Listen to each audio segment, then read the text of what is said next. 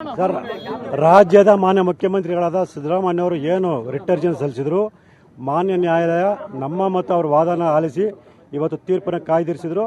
ಇವತ್ತು ಸಿದ್ದರಾಮಯ್ಯ ಅವರು ಸಲ್ಲಿಸಿರ್ತಕ್ಕಂಥ ಅರ್ಜಿಯನ್ನು ವಜಾ ಮಾಡಿ ಆದೇಶ ಮಾಡಿದ್ದಾರೆ. ಅಂದರೆ ನಮಗೆ ಜಯ ಸಿಕ್ಕಿದೆ, ಅಂದರೆ ನಮಗೆ ಅನ್ನೋಕ್ಕಿಂತ ಸತ್ಯಕ್ಕೆ ಜಯ ಸಿಕ್ಕಿದೆ. ಅವರು ಏನು ನಾವು ಆರೋಪ ಮಾಡಿದ್ವಿ ಅದು ಮೇಲ್ನೋಟಕ್ಕೆ ಕಂಡು ಬಂದಿರೋದ್ರಿಂದ ಮತ್ತು ಮಾನ್ಯ ರಾಜ್ಯಪಾಲರು ನೀಡಿರ್ತಕ್ಕಂಥ ಅನುಮತಿ ಕಾನೂನುಬದ್ಧವಾಗಿದೆ ಅನ್ನೋದು ಮಾನ್ಯ ನ್ಯಾಯಾಲಯಕ್ಕೆ ಗಮನಕ್ಕೆ ಬಂದಿದ್ದರಿಂದ ಸಿದ್ದರಾಮಯ್ಯ ಸಲ್ಲಿಸಿರ್ತಕ್ಕಂಥ ಅರ್ಜಿಯನ್ನು ವಜಾ ಮಾಡಿದೆ. ಹೀಗಾಗಿ ನಮ್ಮ ಹೋರಾಟಕ್ಕೆ ಒಂದು ಬಲ ಸಿಕ್ಕಂತಾಗಿದೆ. ಸೊ ನಾವು ಕಾನೂನು ಹೋರಾಟನ ಮುಂದುವರಿಸ್ತೀವಿ. ಸೊ ಏನು ನಾವು ಆರೋಪ ಮಾಡಿದ್ವಿ ಅದಕ್ಕೆ ಪೂರಕವಾದ ಸಾಕ್ಷ್ಯಾಧಾರಗಳನ್ನು ಜನಪ್ರತಿನಿಧಿಗಳ ವಿಶೇಷ ನ್ಯಾಯಾಲಯಕ್ಕೆ ಸಲ್ಲಿಸಿದ್ದೀವಿ. ಸೊ ನಾಳೆ ಆ ವಿಚಾರಣೆ ಕೂಡ ಇದೆ.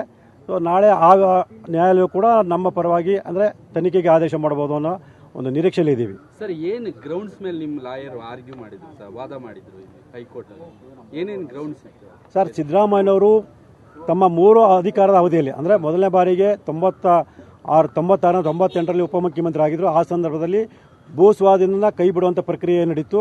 ಅದ್ರ ಬಗ್ಗೆ ವಿವರಣೆ ಕೊಟ್ಟಿದ್ರು, ಅದಕ್ಕೆ ಪೂರಕವಾದ ದಾಖಲಾತಿಗಳನ್ನು ಕೂಡ ಕೊಟ್ಟಿದ್ವಿ.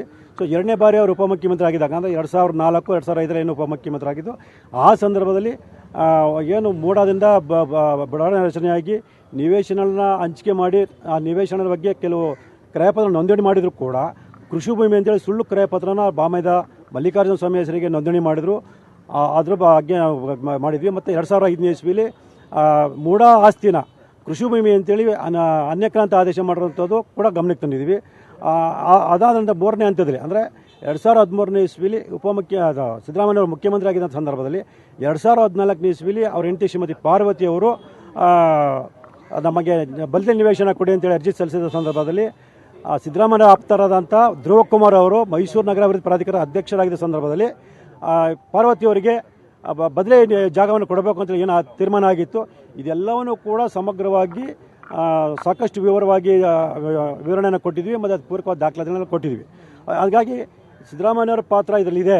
ಅವರ ಒಂದು ಪ್ರಭಾವದಿಂದ ಈ ಅಕ್ರಮಗಳು ನಡೆದಿದೆ ಅನ್ನೋದನ್ನ ಕೂಡ ಮಾನ್ಯ ನ್ಯಾಯಾಲಯ ಗಮನಕ್ಕೆ ತಂದಿರೋದ್ರಿಂದ ಅದನ್ನೆಲ್ಲ ಪರಿಗಣಿಸಿ ಮಾನ್ಯ ನ್ಯಾಯಾಲಯ ಇವತ್ತು ತೀರ್ಪನ್ನು ನೀಡಿದೆ. ಸರ್, ಆರ್ಡರಲ್ಲಿ ಪ್ರಮುಖವಾಗಿ ಪ್ರಕರಣದ ತನಿಖೆ ಆಗುವಂತ ಸಾಕಷ್ಟು ಅಂಶಗಳಿರೋದ್ರಿಂದ ಆಗಲೇಬೇಕು ಅಂತ ಹೇಳಿದೆ ಹೈಕೋರ್ಟ್. ಹೌದು ಸರ್, ಖಂಡಿತವಾಗಿ. ನಿಮಗೆ ಅನ್ಸುತ್ತಾ ಅವರು ಅಕಸ್ಮಾತ್ ಡಿವಿಷನಲ್ ಬೆಂಚಿಗೆ ಹೋದ್ರೂ ಕೂಡ ಈ ಹಿಯರಿಂಗ್ ಅಲ್ಲಿ ನಿಮಗೆ ಜಯ ಸಿಗುತ್ತೆ ಮತ್ತೆ ಅಂತ ಅನ್ಸುತ್ತಾ? ಸರ್, ಇಲ್ಲಿ ಕಾನೂನು ಏನು ಹೇಳುತ್ತೆ ಅಂದರೆ ಮೌಖಿಕ ಸಾಕ್ಷ್ಯಗಳಿಗಿಂತ ದಾಖಲಾತಿ ಸಾಕ್ಷಿಗಳನ್ನು ಪರಿಗಣಿಸಬೇಕು ಅಂತ ಹೇಳುತ್ತೆ. ಈ ಹಿನ್ನೆಲೆಯಲ್ಲಿ ಮಾತ್ರ ಸಮಗ್ರ ದಾಖಲಾತಿಗಳಿರೋದ್ರಿಂದ ಅದನ್ನು ಎಲ್ಲೂ ಹೋದ್ರೂ ಕೂಡ ಅಲ್ಲಿಗಳಿಗೆ ಸಾಧ್ಯನೇ ಇಲ್ಲ.